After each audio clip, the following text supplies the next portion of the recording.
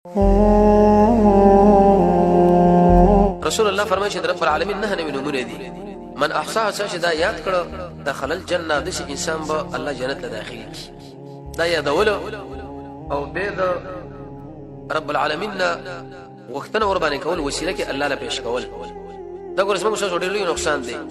اځه اجمالی دومره یاد کړی دي چې د الله نه نمونه دي د الله نمونه ډېر انتهازي صرف د یو روایت کې چې مشکات او ترمذی کې راغلي نه نمونه دي چې دا یاد کړه الله به جنت ته بوځي دی او پیدا رسول الله ذکر کړه لیکن کله هر مسلمان نه بوختنه وږي چې دینه نه وږي شپې ته معلوم وای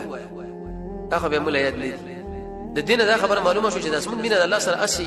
په شبه باندې نور د اسمن چې ضرورت محسوسيږي او نه داشته چې انسان د شیخنی ضرورت ته لري نو هغه به هر نوم یادوي په هغه باندې الله نه باور نه غواړي الله به دې نومونه کې اسم اعظم د الله دی التعین نه ذکر کړي وجه دا چې خلک بصیر په مغیون یادوي او د نور به نه یادوي په طریقې سره